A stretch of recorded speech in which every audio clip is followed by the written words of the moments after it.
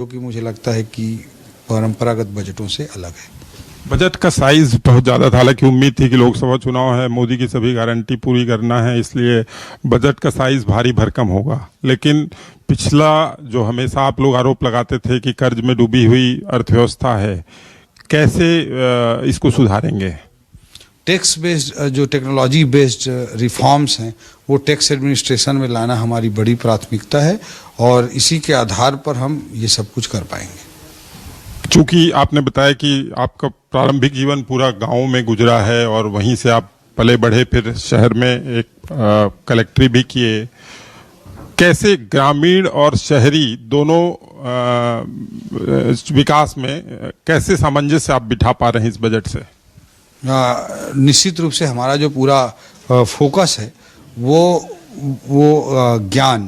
ज्ञान में जी अर्थात गरीब, वाई अर्थात युवा, ए अर्थात अन्नदाता, एन अर्थात नारी, इस पर हमारा फोकस है।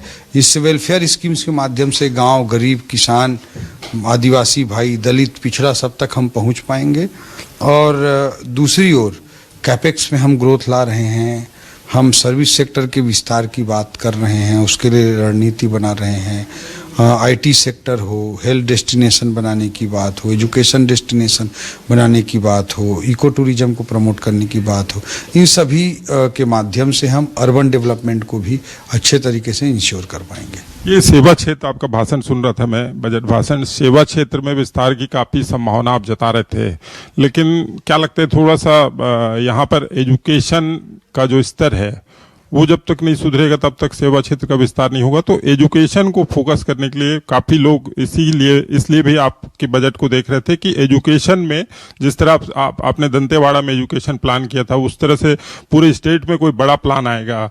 वो किस तरह से आपने एजुकेशन को देखा बजट बनाते समय? एजुकेशन में काफ़ी बड़ी चीज़ें हमने की हैं। नए स्कूल खोलने की बात हो, नए कॉलेज खोलने की बात हो, एग्रीकल्चर बेस्ड कॉलेज खोलने की बात हो, 22 स्थानों पर नालंदा परिसर के निर्माण की बात हो, ये सारी चीज़ें हमारा मेन फोकस है। बट सर्विस सेक्टर के लिए एजुकेशन तो इम्पॉर्टेंट है ही, आईटी को लाने के लिए उस दिशा में भी हम काम कर रहे हैं। लेकिन उससे भी अलग इको टूरिज्म की संभावना सर्विस सेक्टर में बहुत बड़ी संभावना है। आपको पता ही होगा कि टीबी के पेशेंट इलाज कराने के लिए सदियों पहले से पेंड्रा रोड आया करते थे। रविन्द्रनाथ टैगोर जी अपनी वाइफ को टीबी का इलाज कराने के लिए लेकर आए। इस तरह का वातावरण भी हमारे छत्तीसगढ़ में उपलब्ध है, प्रकृति का ये स्वरूप भी है, तो उसमें इको टूरिज्म की अपार संभावना मुझे दिखती है। रायपुर राजधानी के आसपास के क्षेत्रों को हेल्थ डेस्टिनेशन, वेडिंग डेस्टिनेशन के रूप में आगे बढ़ाने की हमको संभावना दिखती है। तो इन सारे सर्विस सेक्टर के अलग अलग आयामों को मल्टी डायमेंशनल वे में हम अप्रोच करना चाहते हैं। ये इंफ्रास्ट्रक्चर डेवलपमेंट का बजट देख रहा था मैं, 8,200 करोड़ के आसपास, 237 करोड़ कुछ इंफ्रास्ट्रक्चर डेवलपमेंट के लिए रखा है। और ये कहा जाता था पिछली सरकार के बारे में कि 5 साल में कोई भी इंफ्रास्ट्रक्चर डेवलपमेंट नहीं हुआ है, इसलिए लोग इस बार उम्मीद कर रहे थे कि इंफ्रास्ट्रक्चर डेवलपमेंट का बजट का आकार थोड़ा बड़ा होगा। ये साल भर में कम नहीं लगता 8,200 कुछ करोड़ का? इसमें कैपेक्स एक्सपेंडिचर को आपको देखना चाहिए। 22,300 करोड़ रुपए का कैपेक्स एक्सपेंडिचर का इस बार हमारा प्लान है, जो पिछले बजट की तुलना में 20% अधिक है। पिछले 5 सालों में कैपेक्स एक्सपेंडिचर का जो एवरेज ग्रोथ रहा है वो 12% रहा है। तो उससे सीधा बड़ा जंप लेते हुए 20% का ग्रोथ कैपेक्स एक्सपेंडिचर में पूंजीगत व्यय में किया गया। इससे अधोसंरचना विकास को निश्चित रूप से बड़ा बल मिलेगा। आपने एक बड़ा विजन अपने बजट भाषण में दिखाया, 10 स्तंभों पे टिका है और 2047 को मद्देनजर रखते हुए आपने बजट तैयार किया है। और एक चीज जो कि सबको बहुत चैलेंजिंग लग रहा है, वो मैं आपसे जानना चाहूँगा कि जीएसडीपी जो है 10 लाख करोड़ पहुँचाने का जो आपका टारगेट है, वो अभी की स्थिति में तो बहुत कठिन लगता है। आप क्या सोचते हैं? हम अगर अच्छी नियत से पूरी ईमानदारी के साथ मेहनत, इट्स रियली चैलेंजिंग, इसमें कोई मुझे डाउट नहीं है। और बहुत बड़ा लक्ष्य हमने रखा है, बहुत चैलेंजिंग लक्ष्य रखा है। बट मेरा मानना है कि अच्छे तरीके से हम इकोनॉमी को अगर ग्रो कराएंगे, अगर अच्छे तरीके से काम करेंगे तो हम इस लक्ष्य को भी पाने में सफल होंगे। बट इसके लिए हमको बहुत मेहनत करना पड़ेगा और बहुत महत्वाकांक्षी लक्ष्य है। लोग मेरे को बोल रहे थे 7 साल 8 साल रख दो, तो ये 5 साल का ही हम लक्ष्य रख कर चलने का प्रयास कर रहे हैं। और हम बड़े रिफॉर्म्स, बड़े काम बड़े गहरी सोच के साथ आदरणीय विष्णुदेव साय जी के नेतृत्व में लेकर आएंगे और इस बड़े लक्ष्य को प्राप्त करने का पूरा प्रयास करेंगे। एक आखिरी सवाल, चूंकि आप यूथ आइकॉन माने जाते हैं और युवाओं की भीड़ आपके आसपास उमड़ी रहती है और उनको सबको बड़ी उम्मीद थी कि यूथ फोकस्ड बजट होगा, क्या है यूथ के लिए इसमें? यूथ के लिए तमाम तरह के कॉलेजेस हैं, स्कूल्स हैं, 22 जगह पे नालंदा परिसर है, आईटी सेक्टर का विकास की बात है, दुर्ग में, नया रायपुर में आईटी सेक्टर को ग्रो कराने का बहुत बड़ा विजन है, एक स्किल बेस्ड एक्सीलेंस कॉलेज के निर्माण करना है और रायपुर में प्रावधान है।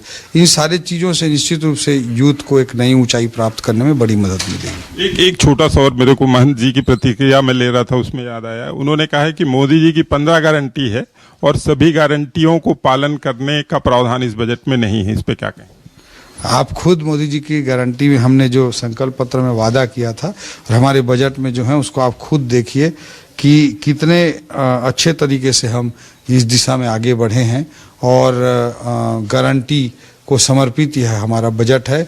हमने ग्रेट सीजी का ग्रेट बजट ये भी थीम दिया है, जिसमें ग्रेट सीजी के लिए जो वर्ड हैं उसमें जी फॉर ग्रेट है, आर फॉर रिफॉर्म्स है, ई फॉर इकोनॉमिक ग्रोथ है, ए फॉर अचीवमेंट है, टी फॉर टेक्नोलॉजी है और सी जी का सी कैपेक्स को समर्पित है और जी गुड गवर्नेंस को समर्पित है। तो इसमें पहला वर्ड हमने गारंटी यूज किया है। तो गारंटी के लिए हम पूरी तरह समर्पित होकर काम कर रहे हैं और आपने खुद देखा होगा कि इस 8 हफ्ते की सरकार ने मोदी जी के कितने सारे गारंटियों को पूरी ईमानदारी के साथ पूरा किया है।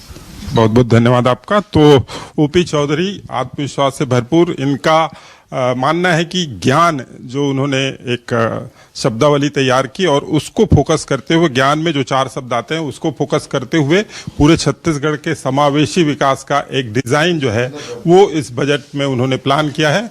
देखने वाली बात होगी कि आने वाले समय में जो उनकी बातें हैं वो कितनी सही साबित होती है। कैमरामैन घनश्याम के साथ मनोज सिंह बघेल, न्यूज़ 24 मध्य प्रदेश, छत्तीसगढ़, रायपुर। तो हमारे एडिटोरियल डायरेक्टर मनोज बघेल ने यहाँ पर बातचीत की है वित्त मंत्री ओपी चौधरी से और बजट को लेकर बड़े बातों के यहाँ पर सवालों के जवाब देते हुए नजर आए वित्त मंत्री ओपी चौधरी। ज्ञान की लगातार बात वो कर रहे हैं, गरीब, युवा, अन्नदाता और महिला